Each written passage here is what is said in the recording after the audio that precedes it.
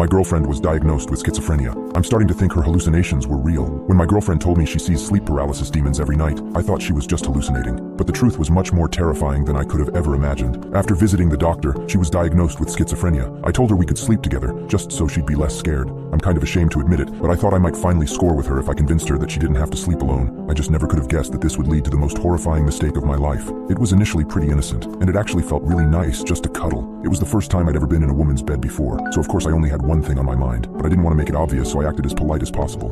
I made sure not to touch her or grind up against her. I could tell she felt safe, and that alone was a good feeling. Eventually her breathing slowed and she fell asleep. I was lost in fantasy and drifting off to sleep when I heard her kind of make this adorable little sound. Well, at first I thought it was adorable, but I just never thought that the reality was so much more terrifying. Her breathing was getting quicker, and I woke up a bit more and pressed against her. She made that sound again, only this time it didn't sound so cute at all. I didn't think she sounded like she was in pleasure. If anything, she sounded distressed and afraid. I opened my eyes wider. I couldn't really see well in the dark, but I was worried. I wanted to make sure. She then started whimpering. It sounded like she was panicking, and I realized she must be having a sleep paralysis episode. And I felt terrible because I had hoped that my being there would have helped her feel safe. Honestly, and I know this sounds stupid, but I felt disappointed in myself for letting it happen. I pulled her close and whispered, "It's okay, sweetie, it's okay." I tried to comfort her by stroking my hand through her hair and rocking her side to side, but her breathing only got quicker, and her whimpers started to sound more horrifying. She sounded like she wanted to scream but couldn't. I wished I could help her, but I felt totally useless. It was too dark to see her well. I could only barely make out her outline and see that her eyes were wide open in terror, and the area in front of her looked like a black abyss. It was an unsettling effect, hearing her cry and seeing her stare so fearfully at what was basically nothing. It was easy to imagine a face or form in that dark, and I knew that's how these types of hallucinations worked. She wasn't seeing anything really, just a shadow, and her mind was filling in the blanks. I wished I could see her better, and I wished it wasn't so dark because I wanted her to feel safe. That's when it occurred to me to just turn on a light. I flicked the switch and I could now see her.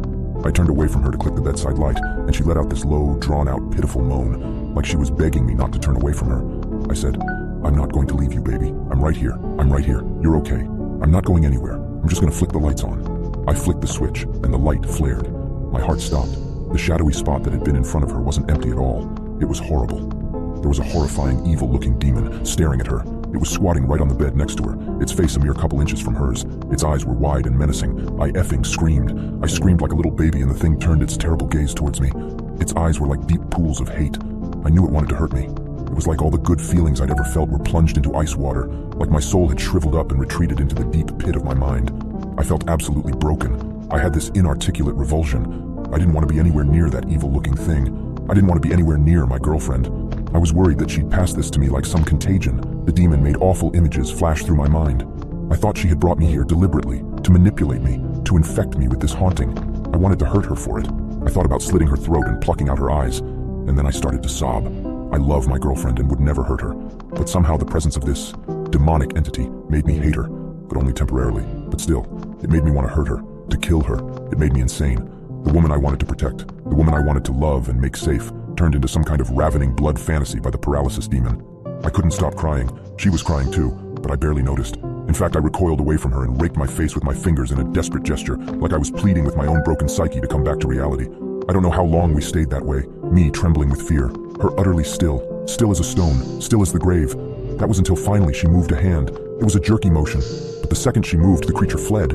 She turned towards me and wrapped her arms around me and sobbed desperately into my neck. She kept saying, "Thank God you were here." She said her demon was there, that she knew it was going to hurt her, but that my being there had stopped it. Then she sniffled and smiled and said, "But you were right. That has to be a hallucination." I couldn't speak. I didn't have the heart to tell her it was real, or at least that if it was a hallucination, I'd somehow seen it too. She said, "You have to sleep with me tomorrow too. I know my sleep demon will probably eventually leave me alone if you are here beside me." She kissed me on the lips, but I was too shaken to kiss her back. She said it felt like my being there stopped the creature from hurting her, that tonight it had seemed more real than ever, more dangerous than ever.